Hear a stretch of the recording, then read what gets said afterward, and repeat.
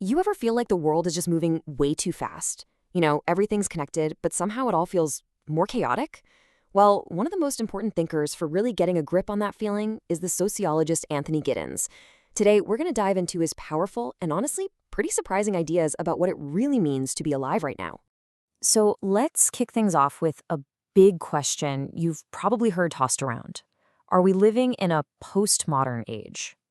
It's this idea that we've kind of moved past all the old rules, the grand stories, and into something way more fragmented. And funnily enough, a lot of people actually link Antony Giddens directly to this very idea. But here's the twist, and it is a big one. Giddens is not a fan of postmodernism. Actually, he's one of its sharpest critics out there. He basically argues that if we just slap the label postmodern on our era, we're fundamentally misreading the entire story of our time. Okay, so that obviously leads to the next big question. If Giddens is telling us we're not living in a postmodern world, then what in the world are we living in? What's his alternative? Giddens' answer? Welcome to late modernity. And the key idea is right there in the name. For him, modernity never ended. It just went into absolute overdrive. He argues that the core project of the modern world wasn't replaced. It just got cranked up to 11. So what does he mean by intensified? Well, think about the big engines of the modern world, right? Capitalism, industrial logic, the nation-state. Giddens says these things didn't just vanish. No, they got supercharged and went completely global. It's not some clean break from the past. It's a radical, souped-up continuation. And according to Giddens, there are two massive kind of invisible forces that are driving this whole global intensification. And if you can get your head around these two, you've pretty much unlocked his entire theory. So the first driver is something he calls disembedding. I know, it sounds a little academic, but the idea is actually pretty simple. For most of human history, life was local. You trusted people you knew, face to face. Disembedding is the lifting out of our social lives from that local, familiar context. I mean, think about it. Today, you trust your money to an ATM, which is part of some abstract global banking system. You trust a doctor's advice you found on the internet from someone you've never even met. Our trust has literally shifted from people we know to these anonymous expert systems that span the entire globe.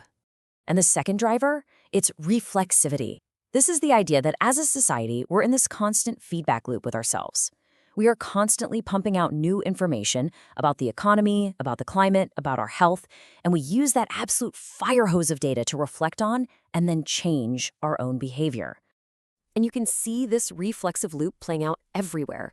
A new study on climate change drops, and boom, we start re-examining our energy policies and how we live. A new report on diet and health gets published, and literally millions of people adapt their lifestyles. We're constantly monitoring ourselves and adjusting. In this state of late modernity, nothing is just taken for granted anymore. Everything is constantly up for revision based on the latest info. Okay, so we've talked about these huge global forces, but how does this all affect you and me, on a daily basis? This is where we get to the personal side of things, and it builds into one of Giddens' most famous ideas, your life as a project. And this is the absolute crucial point. Giddens argues that in late modernity, your identity, yourself, is no longer something you're just born with or something that's handed to you by tradition. It becomes a project, something that you have to actively and continuously build for yourself. Just think about what that really means. We have to create our own identity through this process of constant self-examination. All the lifestyle choices we make, what we eat, how we dress, who our friends are, what career we go after, they aren't just choices anymore. They're fundamental statements about who we are. We are all, in a way, forced to become the authors of our own life story.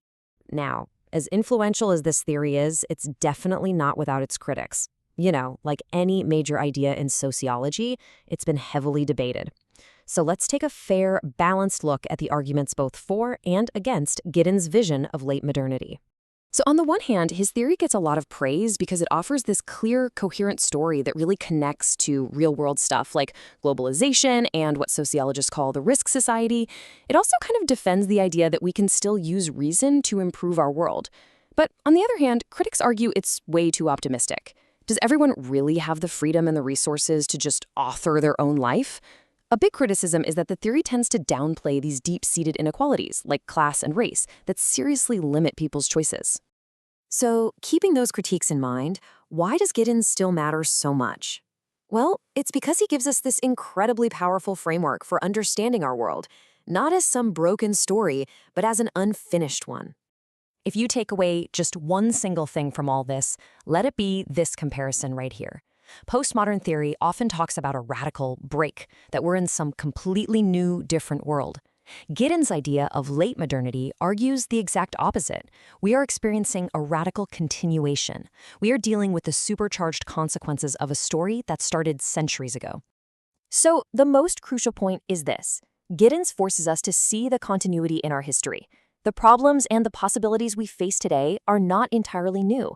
They are the radicalized outcomes of modernity itself. We haven't escaped it. We're just living in its most intense and global form ever.